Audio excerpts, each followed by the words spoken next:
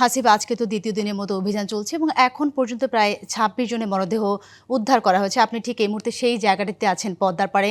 নিশ্চয়ই স্বজনরা আসছেন, ভিড় করছেন, কান্নায় ভেঙে পড়ছেন স্বজনদের খোঁজে।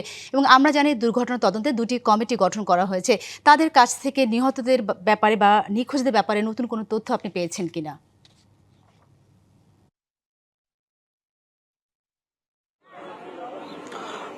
সাথী যেমনটি বলছিলেন, সেই সর্বনাশা পদ্মার পাড়ে দাঁড়িয়ে বলছি, এই যে মানুষগুলোকে দেখছেন, প্রত্যেকটি মানুষেরই কিন্তু স্বজন যারা রয়েছে সেই স্বজনদের খোঁজেই কিন্তু তারা এসেছেন। এবং যদি বলতে হয় যে নিহতদের যে খোঁজ খবর কিংবা যে তালিকাটি প্রতি আধা ঘন্টা পর পর কিংবা ২০ মিনিট পর পর এই গেল ৩-৪ ঘন্টার মধ্যে কিন্তু আরো লাশ কিন্তু উদ্ধার হয়েছে। এবং এখন পর্যন্ত সব মিলিয়ে ২৬টি লাশ কিন্তু আমরা দেখতে পেয়েছি যে উদ্ধার করা হয়েছে। এবং এই উদ্ধার কার্যক্রমে অংশ নিয়েছে কোস্ট গার্ডের ডুবুরি থেকে শুরু করে ফায়ার সার্ভিসের ডুবুরি যারা ছিলেন তারা। এবং সময় যত গড়াচ্ছে তত যেন পদ্মার পাড় আরো বিষণ্ণ হয়ে উঠছে।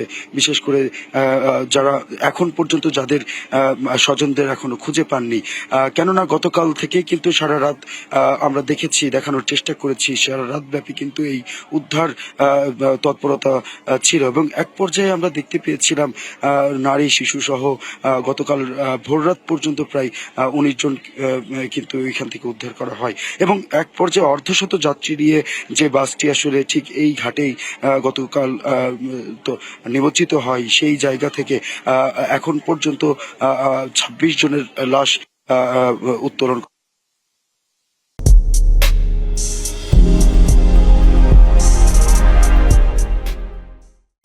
থেকে কথা এক ভদ্র লোক তিনি বলছিলেন তার চাচিকে পাওয়া গিয়েছে কিন্তু চাচাকে পাওয়া যাচ্ছে না। কেউ আবার তার সন্তান কিংবা প্রিয়তমা স্ত্রীকে খুঁজছেন। সবকিছু মিলিয়ে যদি বলতে হয়, এখন পর্যন্ত ২৬ জনের লাশ কিন্তু এখন পর্যন্ত পাওয়া গিয়েছে। এবং বাকি যে তদন্ত কমিটি গঠন করা হয়েছে সে বিষয়ে তারা এ বিষয়ে তদন্ত করছে, বিশেষ করে এই দুর্ঘটনাটি নিয়ে।